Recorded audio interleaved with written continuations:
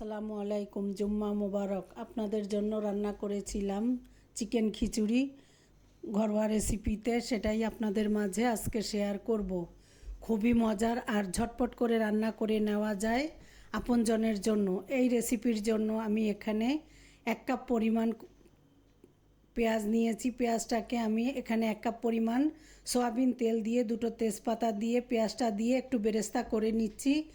বেরেস্তাটা হয়ে গেলে এখানে অর্ধেকটা পরিমাণ বেরেস্তা আমি উঠিয়ে রাখছি, যেটা আমার রান্নার কাজে আমি শেষে ব্যবহার করব। এখানে আমি দিয়ে দিলাম 4 টেবিল চামচ পরিমাণ আদা রসুন একসঙ্গে বাটা দিয়ে একটু ভেজে নিলাম। কাঁচা গন্ধটা চলে গেলে স্বাদমতো লবণ, ধনিয়ার গুঁড়া, লাল মরিচের গুঁড়া, হলুদের গুঁড়া, ভাজা গরম মশলার গুঁড়া আর এখানে দিয়ে দিলাম সরিষার তেল দিয়ে খুব ভালো করে মশলাটাকে কষিয়ে নিচ্ছি।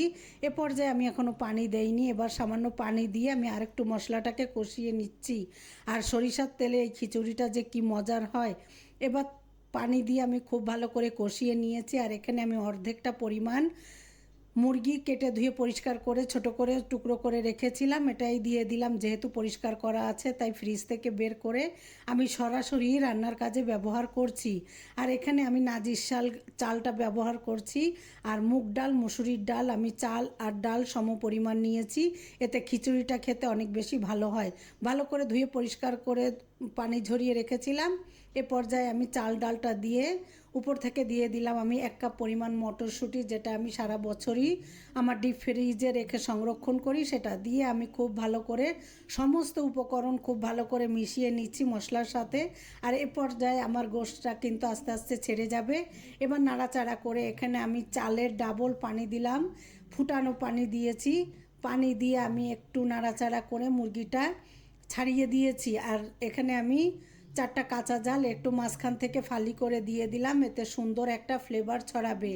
আর ঝটপট যখনই খেতে মন চায়, ঘরে যেটাই হাতের কাছে থাকুক না কেন, এ দিয়েই কিন্তু মজার একটা খিচুড়ি রান্না করা যায়। আর আমার প্রায়ই কিন্তু রাতের বেলা আমি এভাবেই রান্না করি। এবার খুব ভালো করে নাড়াচাড়া করে ঢাকনা দিয়ে আমি 10 মিনিট পরে ঢাকনাটা তুলে আমি একটু নাড়াচাড়া করে সমস্ত উপকরণ মিশিয়ে দিচ্ছি। আর এ পর্যায়ে কিন্তু আমার গোশতটা পুরোপুরি ছেড়ে গিয়েছে। এবার আমি খুব ভালো করে চাল ডাল সমস্ত উপকরণ আবার নাড়াচাড়া করে মিশিয়ে নিয়ে আমি 10 মিনিট মিডিয়াম টু লো হিটে রেখে জাল করে নিয়ে আমি চুলাটা অফ করে রেখে দিয়েছিলাম। চুলাটা অফ করে আমি প্রায় 20 মিনিট পরে আপনাদের ঢাকনা খুলে এবার উপর থেকে একটু বেরেস্তা আর ঘি দিয়ে পরিবেশন করে দেখিয়ে দিচ্ছি। আসলে কারেন্টে প্রচুর পরিমাণ ডিস্টার্ব করছিল, যার কারণে উপর থেকে ঘি দেওয়াটা স্কিপ হয়ে গিয়েছে। এখানে আমি উল্টে পাল্টে নাড়াচাড়া করে সমস্ত উপকরণ মিশিয়ে নিয়ে এখানে আমি ফ্রেশ ঘিটা যখন দিয়েছি, এই খিচুড়িটা যে কতটা মজার আর লোভনীয়, হাতের কাছে থাকা উপকরণ দিয়েই আমি রান্নাটা করেছি। আর উপর থেকে পেঁয়াজের বেরেস্তা আর একটু ঘি দিয়ে দিয়েছিলাম, আর দিয়েছিলাম একটু গরম মশলার গুঁড়া। এবার আপনারা দেখেই হয়তো বুঝতে পারছেন খিচুড়িটা কতটা মজার হয়েছে। এবার আপনাদের আমি একটু পরিবেশন করে দেখিয়ে দিচ্ছি। আর প্রথমবারের মতো কিন্তু আমি চিকেন খিচুড়িটা রান্না করলাম। খিচুড়িটা কিন্তু অনেক মজার হয়েছিল। আর যেহেতু নাজির চালের খিচুড়ি রান্না করতে খুব বেশি সময় লাগে না, আর সিদ্ধ চালের খিচুড়ি কিন্তু খেতে অনেক ভালো লাগে।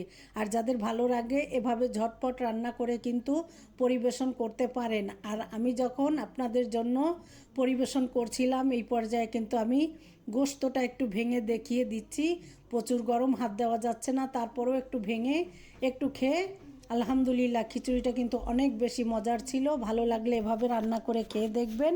সবাই অনেক ভালো থাকবেন। পুরো ভিডিও দেখে আপনাদের ফ্রেন্ডস অ্যান্ড ফ্যামিলির সাথে শেয়ার করবেন। সবাই অনেক ভালো থাকবেন। আসসালামু আলাইকুম।